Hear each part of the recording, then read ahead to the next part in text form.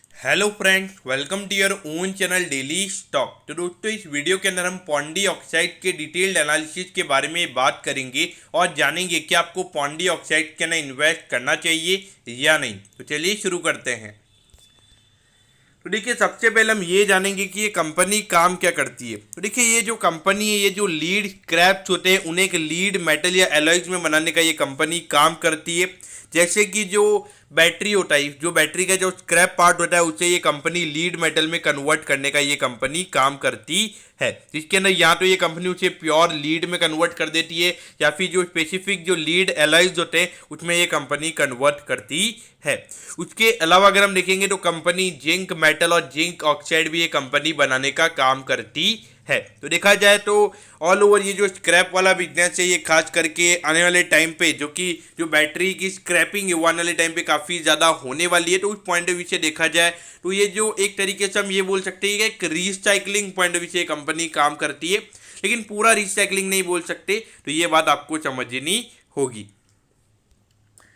अब अगर हम कंपनी के कुछ इंफॉर्मेशन यानी कि फाइनेंशियल नंबर्स के बारे में अगर हम बात करेंगे तो देखिए, 420 करोड़ का कंपनी का मार्केट कैप है, तो एक स्मॉल कैप कंपनी है। अगर स्टॉक के पी रेशियो की बात करेंगे तो 9.93 का पी रेशियो है, और अगर इंडस्ट्री के पी रेशियो की बात करेंगे तो 28 के पी रेशियो पे इंडस्ट्री का पी रेशियो हमें नजर आता है। तो 1/3 के वैल्यूएशन पे ये कंपनी का स्टॉक अभी ट्रेड कर रहा है। तो देखिए जो इंडस्ट्री के जो लीडर्स हैं अगर हम उनकी बात करेंगे तो उनके मोर देन 20% के आरओसी और आरओई के नंबर्स है, लेकिन कंपनी के नंबर्स हमें लेस देन 10% पे नजर आते हैं। तो देखा जाए तो आरओई और आरओसी के जो नंबर्स हैं ये कंपनी के अच्छे हमें नजर नहीं आते हैं।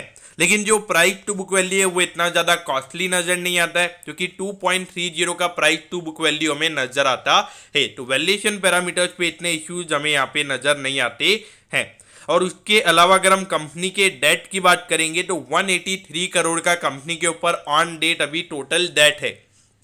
तो देखिए, 183 करोड़ का डेट है, और अगर इंटरेस्ट कवरेज रेशियो की बात करेंगे तो जितना इंटरेस्ट कंपनी को पे करना है तो उसका 7.75 टाइम कंपनी अभी ऑपरेटिंग प्रॉफिट जनरेट कर रही है। तो इस पॉइंट ऑफ व्यू से देखा जाए तो कंपनी एक बेटर सिचुएशन में हमें नजर आती है। और 0.34% का कंपनी का डिविडेंड यील्ड है। तो डिविडेंड यील्ड यहाँ पे कम है, तो यानी कि री इन्वेस्टमेंट के ऑप्शन कंपनी के पास अवेलेबल है, और इसीलिए कंपनी कम डिविडेंड पे कर रही है। अब अगर हम फिनेंशियल ट्रेंड के बारे में अगर हम बात करेंगे तो देखिए, 18 से 20 तक कंपनी ने काफ़ी अच्छी रेवेन्यू टर्म्स में ग्रोथ दिखाई है, लेकिन प्रॉफिटेबिलिटी में यहाँ पे कोई हमें चेंज देखने को नहीं मिला है, बल्कि प्रॉफिटेबिलिटी और यहाँ पे कम हुई है। तो यही इसी की वजह से जो नंबर्स है, जो स्टॉक का पी रेशियो की अगर हम बात करेंगे तो वो इसीलिए हमें 9 से 10 का पी रेशियो यहाँ पे देखने को मिल रहा है। अगर पिछले साल अगर हम देखेंगे लगभग 200 करोड़ से कंपनी के रेवेन्यू के नंबर्स कम हुए थे, लेकिन देखिए आज 6 महीने अप्रैल से लेकर सितंबर तक हमने कोविड की वजह से जो पेंडेमिक हमने देखा है, वहाँ पे जो लॉकडाउन हमने देखे थे तो वहाँ पे इकोनॉमिक एक्टिविटीज बंद थी, और उसी की वजह से रेवेन्यू का नंबर हमें कम देखने को मिला था। और वहाँ पे कंपनी ने लगभग 100 करोड़ का नेट प्रॉफिट कंपनी ने पूरे फाइनेंशियल ईयर में जनरेट किया था। अब अगर हम कंपनी के पिछले कुछ क्वार्टरली नंबर्स की अगर हम बात करेंगे तो देखिए, मार्च 2019 में जो रेवेन्यू के नंबर्स थे वो थे 244 करोड़ पे, फिर उसके बाद में 249 करोड़, फिर 332, फिर उसके बाद में 372 करोड़। और यहाँ पर अगर हम देखेंगे तो जो लगातार नेट प्रॉफिट का नंबर था तो वो ये एक बार जीरो हो गया था, लेकिन उसके बाद में लगातार नेट प्रॉफिट के नंबर्स बढ़ रहे थे। फिर उसके बाद अगर हम देखेंगे तो मार्च 2020 में, यानी कि जो मार्च एंडिंग में हमारे सामने कोविड आ चुका था, तो वहाँ पे रेवेन्यू का नंबर कम हुआ था। और उसके बाद में जून 2020 वाले क्वार्टर में पूरा हमने लॉकडाउन देखा था। फिर उसके बाद अगर हम देखेंगे तो उसके बाद से नॉर्मल से, उसके बाद से लगातार ऑलमोस्ट कंपनी के जो रेवेन्यू के नंबर्स थे वो हमें बढ़ते हुए नजर आ रहे हैं। लेकिन जून 2021 में हमने कोविड की सेकंड वेव देखी थी, तो उसकी वजह से ये जो रेवेन्यू के नंबर्स थे ये कम होते हुए नजर आ रहे हैं।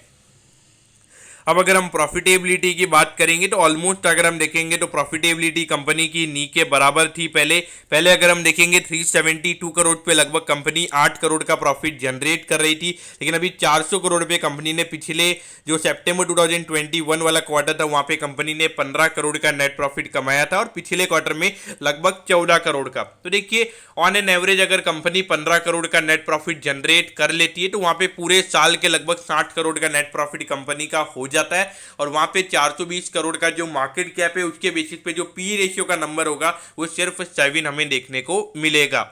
लेकिन देखिए यहाँ पे एक बुरी बात ये है कि जब 400 करोड़ का रेवेन्यू आप जनरेट कर रहे हो, आपकी खुद की मैन्युफैक्चरिंग है और वहाँ पर अगर आपके नेट प्रॉफिट के जो मार्जिन है वो अगर 3 से 3.5% ही होंगे तो डेफिनेटली आपके जो नंबर्स हैं, आपके जो ROE ROC के नंबर्स हैं, तो वहाँ पे आपको डिसअपॉइंटमेंट देखने को मिलेगा और मार्केट आपको ज़्यादा प्रीमियम वैल्यूएशन नहीं देगा और वही हमें यहाँ पे होता हुआ नजर आ रहा है।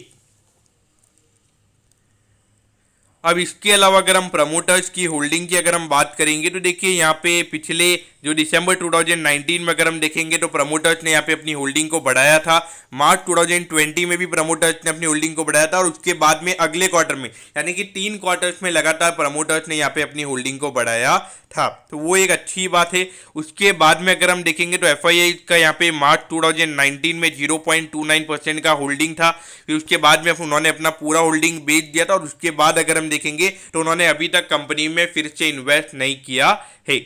अगर DIH की बात करेंगे तो DIH का भी वहाँ पे अराउंड मार्च 2019 में 0.06% का होल्डिंग था और उन्होंने भी सितंबर 2019 में अपनी पूरी होल्डिंग बेच दी थी और अभी यहाँ पे हमें DIH की भी कोई होल्डिंग नज़र नहीं आती है। तो अगर हम अभी देखेंगे तो जो पूरी होल्डिंग है वो रिटेल इन्वेस्टर्स यानी कि जो जनरल पब्लिक है उसी के पास में हमें पूरी होल्डिंग नज़र आती है।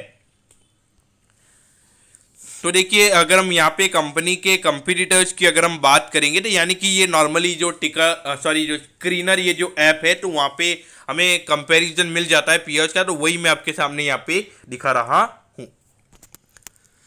तो सबसे पहले अगर हम पी रेशियोज की अगर हम बात करेंगे जो कंपनीज यहाँ पे आपके सामने है तो यहाँ पे कोई भी ऐसा स्टॉक नहीं है जिसका पी रेशियो 20 से कम है, चाहे वो गुजरात फ्लोरोकेमिकल्स हो, चाहे वो आरती इंडस्ट्रीज हो, चाहे पीडीलाइट केमिकल्स हो या SRF हो। तो ऐसा क्यों है? क्योंकि देखिए इनके जो ROE और ROC के नंबर्स हैं मोर देन 15 to 16% है।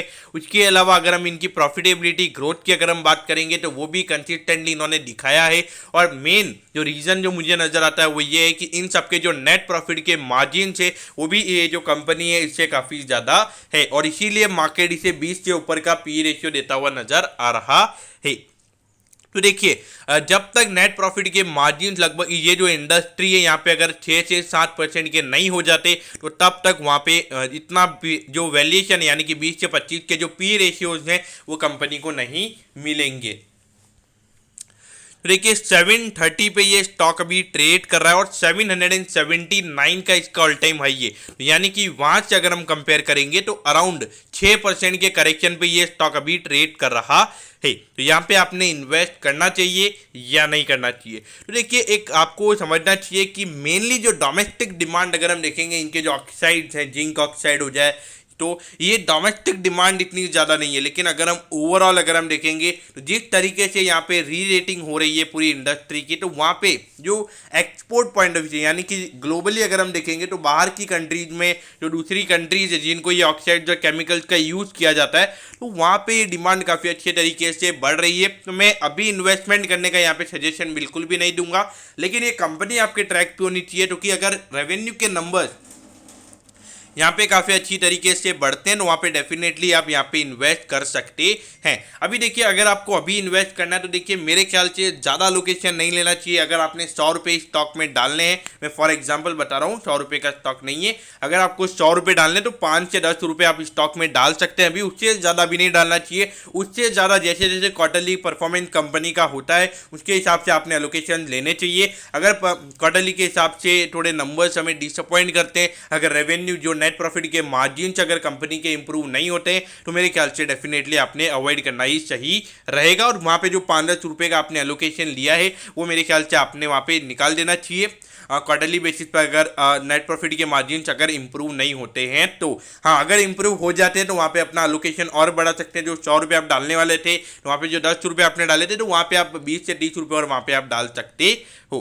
तो दोस्तों मैं होप करता हूँ कि पॉन्डी ऑक्साइड्स एंड केमिकल्स के डिटेल एनालिसिस के बारे में आपको सब कुछ पता चल गया होगा। अगर आपकी कोई भी क्वेरीज है आप कमेंट कीजिए, मैं ज़रूर आपके कमेंट पर रिप्लाई करूँगा। ओके दोस्तों, thank you, have a nice day.